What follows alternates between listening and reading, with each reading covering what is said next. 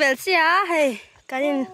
đã phèn luôn đó chân á con ngàn đàn luôn tụi coi ơi hạ thạc cái tột búp búp mấy nè số là đang được sao mồi nha rồi số dấu thêm tí tất cả hay lâu bộ hay phải trà bùi tới bộ hiên lồng ăn lồng chân tổ luôn tụi hay ăn liền về chết tụi là có vay mềm té vay mềm té cần cân thái luôn cần cân thái con lần thì đằng xiang nó đã chân tổ luôn nè đây tuần vậy na cần cụ vắt chi cần phụ lúa hí zali tro zali bor về nha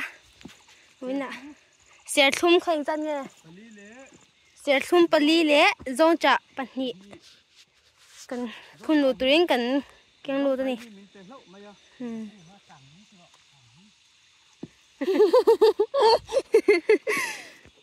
hey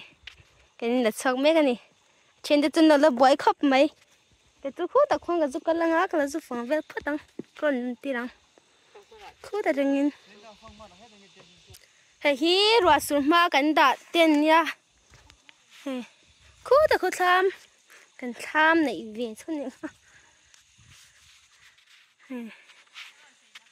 nua nó tục vài bốc xe mua hey cô tham cô lang thì khi ta đang khen lang thì chân chú cô làm cô là vài liền tụi má cái nào đinh hai thịt tụi anh tia tụi mang chọn anh lật véo này kia làm này khen ba đâu in văn mẹ chân luôn vậy mình tập quan chặt tọt khắp mấy hey anh đã đón cho nó mò hey nuông nuông thì chân tết liêm về này thải thì chân mua thế nuông ấy cần ấy chép to cái nào cần ấy lai té cái mục bằng đó này cái này thì đằng này hey đón cho nó mò hey ăn lồng sơ sơ nha chán không nghe cái là cái mình lau sổ xong cứ tập quan thiếu thu bụi cần phun ra cần giúp cái phát tăng cần in nè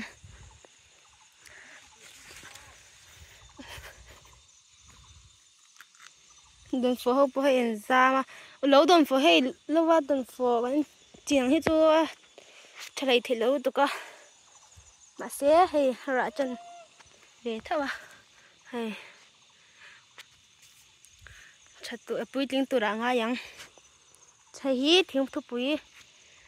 thu bụi này he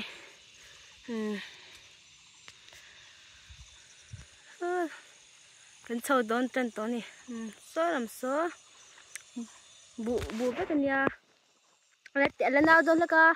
cái nào lần đâu nè cái lần thì chả láng hay bắt xì thế bỏ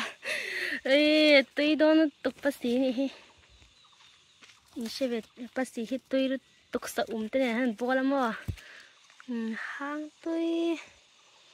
ôi cái hắn xấu phốt tăng á cần tôi khi thôi bốc xe gần cái lắm mua té thì hey thì anh cần nó hỏi đôn là hoàn cái mani bị hoàn là cần cái lăng á ai